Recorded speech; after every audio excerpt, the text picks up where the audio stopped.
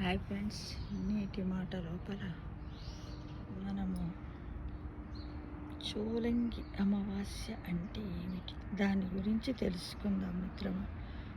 చోలంగి అమావాస్య అంటే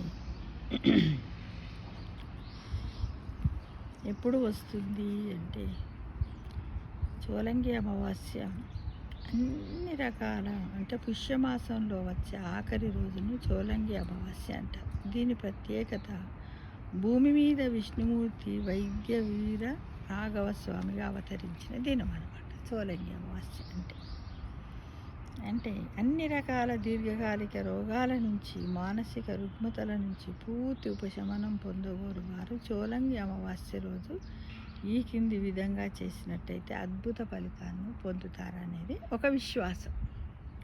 అదేంటి చూడండి. త్రిసామా సామగం సామ నిర్వాణం భేషజం బిషక్ విష్ణు సహస్రనామములోని నామాన్ని నిరూపించడం కొరకు విష్ణుమూర్తి వైద్య వీర రాఘవస్వామిగా భూమి మీద అవతరించారు. ఈరోజు రోగహరణ శక్తి గల రోజు అంట. ఈ క్రింది 3 పనులతో ఎవరైతే వైద్య వీర రాఘవస్వామిని ఆరాధిస్తారో వారి యొక్క అన్ని రోగాలు హరించిపోతాయి అనేది ఒక మన విశ్వాసం అన్నమాట, మన పూర్వీకుల విశ్వాసం. ఏంటి అంటే వైద్య వీర రాఘవ స్వామి ఫోటోను ప్రత్యేక దీపముతో స్వామిని ఆరాధించాలి.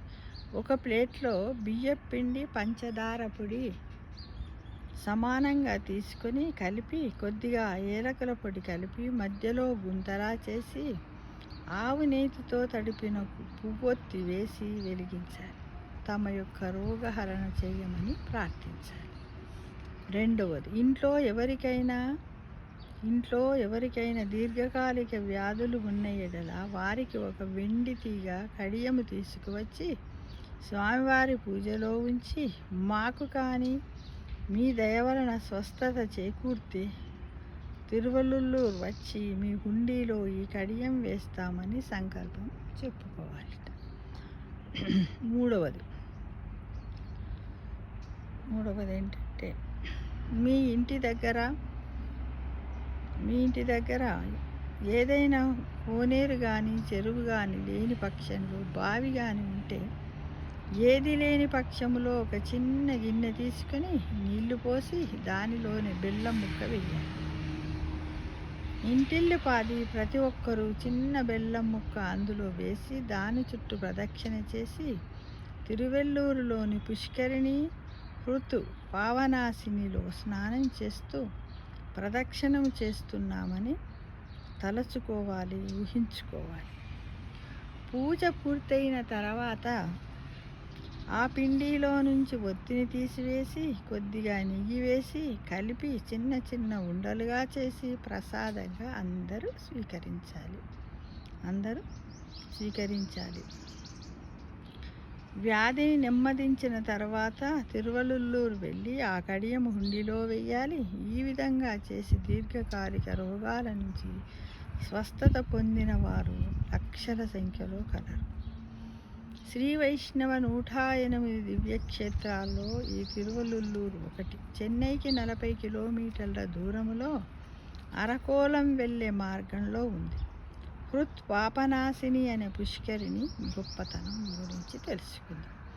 పరమేశ్వరుడు దక్షయజ్ఞంలో వీరభద్రుని అవతారంలో దక్షుడిని సంహరించిన తర్వాత బ్రహ్మమానసపుత్రుణ్ణి సంహరించినానని చింతాక్రాంతులైనారట. అశరీరవాణి సూచన మేరకు స్వామి వీరభద్రునిగా హృత్పావనాశిని పుష్కరిణిలో స్నానమాచరించి ఆ చింత నుంచి విముక్తుడైనారు. చింతాక్రాంతుడైన పరమేశ్వరునికే స్వస్థత చేకూర్చిన మహత్యం గల పుష్కరిణి అది. ఇక తిరువళ్ళూరు క్షేత్రం గురించి తెలుసుకుందాం. నివసించే సాలిహోత్రుడు అనే విష్ణుహంస గల ఋషి తీర్థయాత్ర చేస్తూ తిరువళ్ళూరు క్షేత్ర దర్శనం చేశారు. అక్కడి ప్రశాంతతకు ముగ్ధుడైన ఆయన 1 సంవత్సర కాలం ఉపవాస దీక్షతో తపస్సు సంకల్పించారు. దానిని నెరవేర్చి పాలన చేయుటకు పూనుకుంటున్న సమయంలో ఒక వృద్ధుడు వచ్చి ఆకలి భరించలేకపోతున్నాను, ఆహారము నాకిమ్మని వేడుకున్నాడు. ఆహారమును అతనికి ఇచ్చివేసి మరల ఇంకొక సంవత్సరం ఉపవాస దీక్షతో తపస్సు కొనసాగించాను. అనంతరము పాలన సమయమున మరల ఆ వృద్ధుడు తిరిగి ఆహారము నాకిమ్మనని అది కూడా అతనికి ఇచ్చనట. వెంటనే ఆయనే విష్ణుమూర్తిగా ప్రత్యక్షమై నీ కోరిక ఏమి అని అడిగినట. నాకు కోరికలు ఏమీ లేవు, ఈ లోక కళ్యాణం కొరకు తపస్సు చేస్తున్నాను అని చెప్పాను. మరి వెంటనే స్వామివారు శయనమూర్తిగా అక్కడ వెలిసినారట. అదే ఆ క్షేత్రం యొక్క విశిష్టత, ప్రత్యేకత. ఇక లక్ష్మీ అమ్మవారు ఆ ప్రాంతాన్ని ధర్మశాల మహారాజు అనే రాజు పాలిస్తూ ఉండేవారట. వీరికి వసుమతి అనే కుమార్తె కలదు.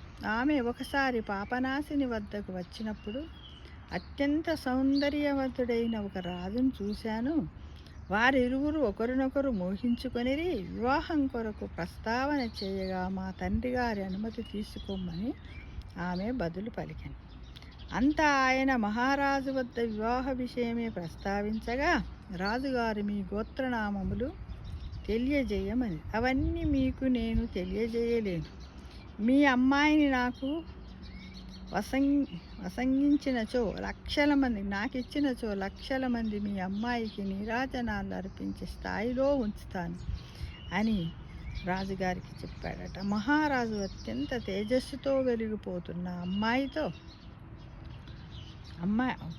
అతనితో అమ్మాయి వివాహం జరిపించి వివాహానంతరము భార్య చెయ్యి పట్టుకొని గర్భగుడిలోని విగ్రహంలోకి అంతర్ధానమయ్యారట. ఇచ్చట అమ్మవారిని కనకవల్లిగాను, ఉత్సవమూర్తిని వసుమతిగాను పిలుస్తారు. స్వామివారి విగ్రహం ప్రాముఖ్యత. స్వామివారు విగ్రహము శయన రూపంలో ఉంటుంది. కుడి చెయ్యి కింద వంచి ఉంటుంది. పక్కనే శాలిహోత్ర మహర్షి ఉంటారు. ఎడమ చేతితో చిన్ముద్ర చూపిస్తూ ఉంటారు. ఏదైనా వసంగంగలను అని చెప్పినట్టు. స్వామివారి తలగడ చిన్న మందుల పెట్టే ఉంటుంది. ఉంటుందంట మిత్రము. ఇది మనము ఈరోజు తెలుసుకున్నటువంటి నేటి మాట లోపల దేని గురించి తెలుసుకున్నాము మిత్రమా? మనము చోలంగి అమావాస్య గురించి మనము, అలానే ఇంకా